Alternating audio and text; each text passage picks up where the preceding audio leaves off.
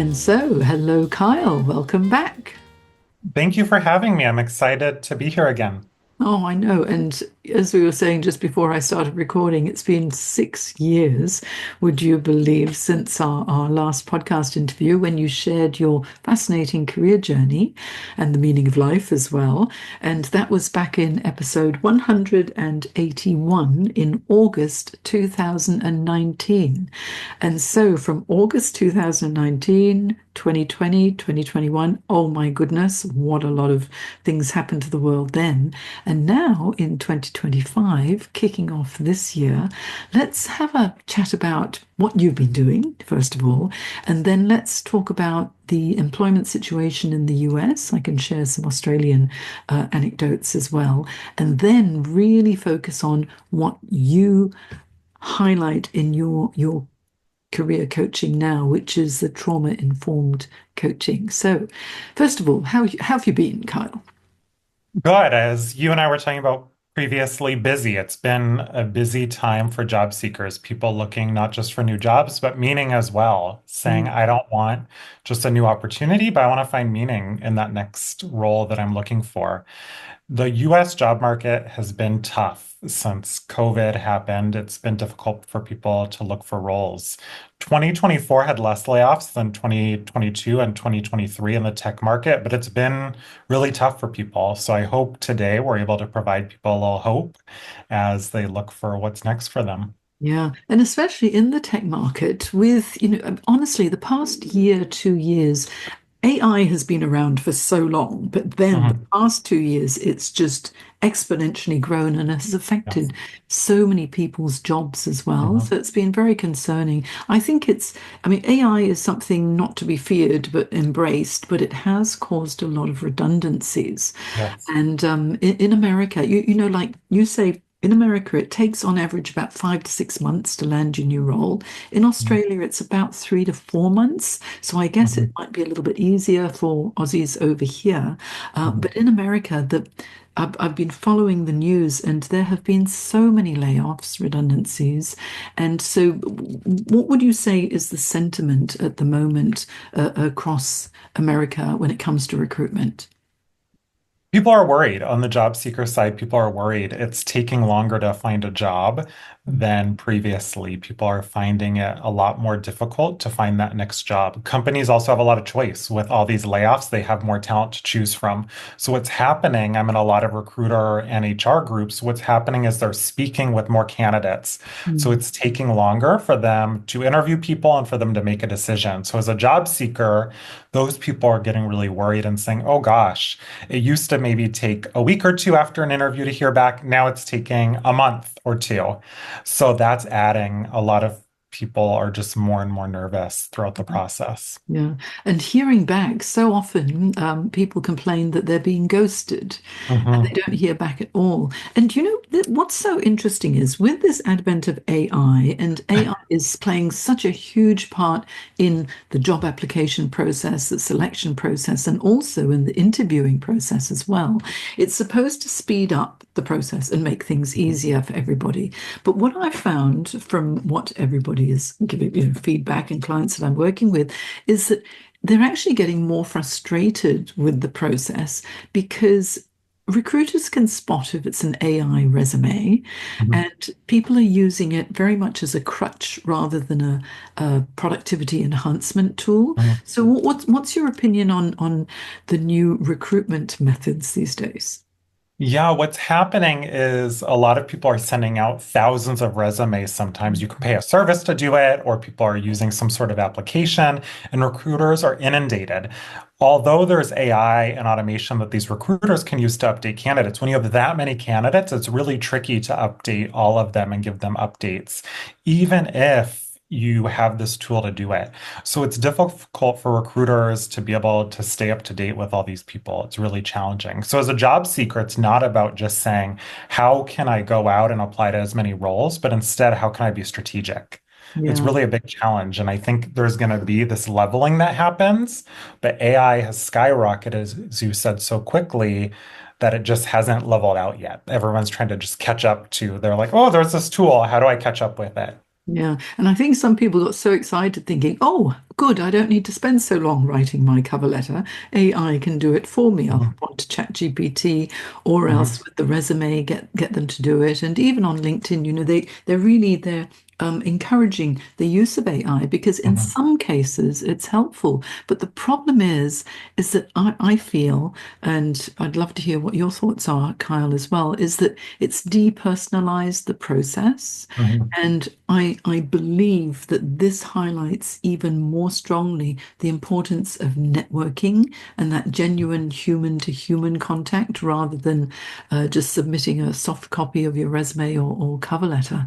So have you been encouraging your clients who are looking for a job to focus on the human contact? Yes, it's that human contact is so Mm, key. And as you said, depersonalization. People are looking to hire another human, not a resume, mm, not some data points that you threw out there. So it can be used helpfully. I have a lot of clients in tech. That's about three-quarters of my clients. And if you use it in the right way, it can be smart. A lot of my clients will say, here's 3 bullet points. Which one's the most powerful? Or can you look at my resume? What tips do you have? So it can be used really powerfully. But when you just say rewrite my whole resume, you're going to sound like every other resume out there. You mm, really want to use it. I think of it like a spell check. Spell check's a great tool that uses AI. So using it in little pieces and strategically can be powerful. However, if you're using it like everyone else, you're going to end up in the middle of the bell curve and be just like everyone else. And that's not going to have you be in the top 1% that mm. gets the interview. Yeah, it's so important to highlight your really unique selling proposition, or what is it that makes you stand out, or as you like to say, your fabulousness. Yes. Such a good word. I love fabulous is a wonderful word, and fabulousness is even better. Um, and I think too many people don't understand the value that they bring to a role itself because they're usually most people are very humble and they don't like to Mhm, brag about themselves. But when they need to stand out, they need to be able to highlight these are the results I've achieved. This is why you need to talk mhm, to me because I can provide a solution. Now, there's something that you do that you focus on, which is really interesting to me because it's a trauma-informed career coaching methodology. mhm, And I mean, obviously, I help my clients to gain confidence and clarity. However, you have a very specific focus. So mhm. tell us about trauma-informed career coaching, Kyle. Yes, so nearly every human has experienced trauma, and it's going to play a part in your career. If you're looking for a job, if you're interviewing, if you're in your role and you have an encounter with a colleague or a boss that's difficult, the trauma that you've had is going to impact you. And what happens is a lot of times when we're going through our job searches, there might be a negative experience we have, but we're not really sure what's coming up. So in trauma-informed coaching, what happens is we say, ooh, let me be mindful of the trauma I have. And I'm not a therapist. I always like to clarify that. So I'm not going to sit there and process your trauma with you. But we can say, hey, here's some trauma that I have. Let me be mindful of that. Let me regulate my emotions and say, okay, if this trauma is coming up when I'm interviewing, how can I regulate myself so I can be present? So really, it's about regulating that trauma and then being able to set it aside as much as you can when you're writing your resume, when you're interviewing, when you're networking. I'm often so surprised when we're working on something as simple or seemingly simple as writing a resume when people say, oh, this is actually difficult. I keep hearing my mother's voice in my head. Or I'm trying to interview and I'm remembering my boss who always would critique how much I said. And then I'm like, ooh, let's be mindful of this. I'm not going to process your childhood with you right now. Let's add that to the agenda for your therapist. But let's regulate those feelings and emotions that are coming up and then create some techniques or strategies that would be helpful in the moment for you. Well, it's so important because the whole job search process, it causes a lot of grief for people, especially Mhm, if they've gone through a redundancy. And it really, I mean, it's a major loss, I mean, death in the family, a divorce, job loss, financial difficulties, all of that causes stress. But job loss is huge, especially when you see a lot of other people also going. And especially in the tech area where you specialize, if you see a lot of your colleagues leaving and you think they're pretty good at what what they do what I do, then that causes even more stress because you know you're going to be competing against people that you know, like, and trust, and maybe love as well, because you've worked together for so long and you're going for the same roles. But that little self-limiting belief from what people have heard from others, you know, maybe it was a negative performance review. And if that little nagging voice is in the back of your head, gosh, you really need to knock it on the head so that you can project that confidence. So what you do really is to help people acknowledge that there have been some issues, and then how do we overcome that so that you can Mhm. present your best self in the interview and in the application process? You know, Exactly. you mentioned when people are saying, "Oh, it's so hard to write a resume." It's true. If it's been a while since they've updated their resume or even needed a resume, to put everything down, it's like, "Oh, this is me. What am I worth?" That's the Yeah. scary thing. Do you think some of this trauma informed, you know, the anxiety is because it's to do with self-worth? Oh, yeah. I think so much of it has to do with self-worth, these stories we tell ourselves, Mm, our cultural backgrounds or upbringings where people said, oh, I'm going to let my accomplishments speak for themselves. When they don't, the mm, accomplishments can't speak for themselves. mm, Maybe you grew up in a household where they said, okay, we want to be humble, or we don't brag about ourselves or tell about ourselves. So a lot of people aren't used to talking about themselves. So it's uncomfortable. So mm. for anyone, it can be difficult. And then if you have that trauma on top of it, where there were negative repercussions or consequences if you did this. That just adds an additional layer as Mhm. well. Yeah, yeah, the cultural upbringing. It's interesting. I always think, you know, it's part of your hidden image, isn't it, Kyle? Mm, Where depending on when you were born, whether you were firstborn, secondborn, or thirdborn, whether you were born male or female, whether you were happy about that or not, how you were accepted, whether you were the favorite child or not, whether you were bullied at school or not, that all places that filter over the way we view our world mm, as well. And when something like a job loss happens, all those feelings all bubble up again, and you feel like a kid again, don't you? mhm. Yeah. So, what are your strategies, and what strategies would you recommend to anyone who's going through this to help to rebuild their confidence?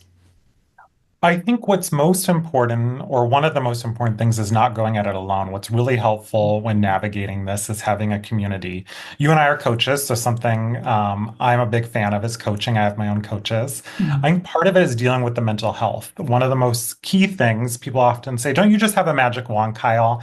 And mm, if I had a magic wand, it would be hope. Finding some of that hope, whether it is through a community of people around you, it's mentors, it's other people that would be helpful in lifting you up. And part of that might be with that community saying, here's people who aren't helpful. mm, A lot of my clients have a partner or parents who are checking in and saying, how's that job search going? Sometimes you might have to declutter that community and say, hey, dad, every time you check in on my job search, it's not helpful. That was a homework assignment recently for a client to say, hey, you know what? Let's talk to your dad. And you're going to talk to your dad and say, you know what? That's not helpful when you check in. I'm going to come to you when I want to give you updates on my job search. So I would say community and focusing on your mental health are two of the biggest things when you're navigating the job search. Yes, there's tactical pieces, and that's what a lot of other job seekers are doing. So you can get a leg up when you focus on these other aspects that are going to go deeper beyond just the surface level, applying to jobs, updating your resume, optimizing your LinkedIn. Yeah, because the job search process, it's not really rocket science. It's a process that you need to go through. But I think having support, the personal Mhm, support, either professional and or personal support, is so important, isn't it? I like mhm, that phrase, declutter your community, because depending on who we hang around with, they can mhm, either build us up or they can drag us down. And mhm, I remember there was one client that I worked with, and he says, "Oh, you know, I like coming into the office for a face to face because I have to get out of the house because my wife keeps saying to me, have you got a job yet? Have you got a job yet?" And it's, you know, from the exploration and the job application process through to actually landing the job, that's a long process. It yeah. doesn't happen overnight. And so I've submitted an application, and the next day someone's saying, have you got the job yet? It causes even more anxiety, doesn't it? So definitely good on your client and for you for advising your client to say, okay, I'll let you know how I'm going rather than I Mhm. don't need you to hover and helicopter around me while I do this because it's stressing me out. Yes. Yeah, yeah. Yeah. So important. And the way that you speak, Kyle, is very relaxing and empowering. And I'm sure that, all your clients just love just having a brief chat with you to check in between coaching sessions too. How important do you think the role of empathy is for career coaches? Oh gosh, I think it's critical being able to sit in and say, what's this person going through? It's not the same as sympathy. Brene Brown has a Yeah. bunch of resources on that, but really being able to understand where that person is. I Mm, think sometimes, I think you're an amazing example of coaching and really doing true coaching, not just saying, here's what to do. I think mm, sometimes people are really just professional advice givers, but actually with coaching, empowering that client, mm, being able to sit with them in those emotions and feelings and then say, okay, what would be most helpful for you here? And you can't do that if you don't have empathy. You're not able to sit there in the moment with them. And I mm, think sometimes that's missing. mm, Sometimes when we turn to family and friends, what happens is they're like, here's some advice. Here's what would be helpful 20 years ago when I looked for a job. And when you declutter that, you're able to make space sometimes for people who can give you some more empathetic advice that's really focused solely on what you need instead of a family member or friend who knows you a little more subjectively. yeah, yeah. And also, I think empathy is so important because as a coach, when you're working with someone, the eye contact is important. It's really Mhm, listening for what isn't being said mhm, as well as what is being said. Even noticing if there's a change in whether their pupils are dilated or constricted, can mhm, indicate stress. And reading their body language. I think mhm, that's where the face-to-face, whether it's via Zoom or Teams or really in person mhm, makes such a difference. And just feeling that you're in a safe space, that's what clients really want, don't they? Interesting, you've mentioned what coaching is and what giving advice is. And many people don't realize what a career consultant is versus a career coach. What would mhm. your definition be? I think a consultant is really saying, here's what you should do, or giving some advice, some strategy. There are times where we might be telling people what to do. I know you do a ton of work on resumes and LinkedIn, and sometimes we might put on that consultant hat and say, here's the best font size, or here's some great fonts, or here's how to write your LinkedIn headline. We could coach someone there and really empower and ask open-ended questions, and it would take a really long time and be a Mm, huge investment of energy. mm, And we might just consult them. Oftentimes, though, what's more powerful for someone is that coaching, those open-ended questions, mm, that empowering, being on that journey with them mm, instead of simply consulting. And mm, I think a powerful coach also knows how to wear those different hats and say, right now, coaching is going to make sense. Right now, consulting is going to make sense, and getting that client buy-in mm, and support that, okay, is it okay if we move between these items mm. Yeah. or really these hats for you? Yeah, yeah. I always say I'm putting on my coach hat now, putting on my consultant hat now, Mm, putting on my counselor hat now yes. as well. Because sometimes people just need to have a little bit of a cry and you Mhm, just sit there and just be there. And I think there's a lot of power in just being there for our clients as well, mhm, because there are times when they just don't want to be alone and they mhm, don't want to do anything. They just want to know that they're okay and mhm. they're enough. Just the way they are, Yeah. they're perfectly enough. And then once they feel, okay, I'm good now, I'm in a good Mhm, space, then, okay, I got to hit the job search. Let's go through the process. And it really is a process, isn't it? There are things you need to do. You need to get your resume done, you need to get your cover letters done, you need to network and yeah. build your verbal pitch. When you start coaching with someone, what's your process? How do you begin so that people feel very comfortable with you, Kyle? I think part of it is understanding what's most important to them. With tech people, they love KPIs or key performance indicators. So getting really clear on those KPIs and what's most important to them, how they're going to measure success. Some coaches have a here's our 6 step process. This is what we're doing. I'm not like that. I love a very bespoke process and getting buy-in from the client on what that success and KPIs are going to look like. So I think that's part of it. The other part is really customizing it to each person and figuring out, is this person someone who wants to talk for 40 minutes before I get a word in? And with my own therapists and coaches, I've had to work on really making sure I'm adapting myself to each person and what they need. Yes, challenging the client and saying, okay, what might we not be getting to if you're going on a tangent for 40 minutes?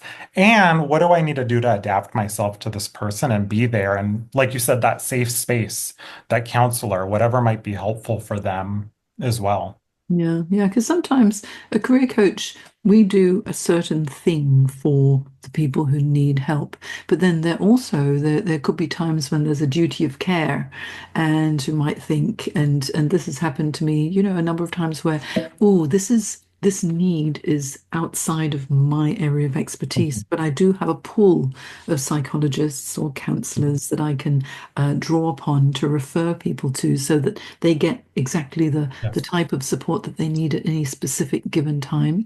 And then when they're ready, then we focus on the job search Yeah. itself. What's interesting, and you'd probably find this interesting too, is I'm in Australia. I've done a lot of work with New South Wales Police Legacy, former police officers who have, Ah, that physical as well as the emotional trauma because of the nature of their work, which is really, really challenging. And they may take, 5, 10, 15 years off work before they're ready to go back. But yeah. people don't realize that all the little things that happen to us as well in our lives, that causes like cumulative stress. One thing comes Mhm. on top of another, on top of another.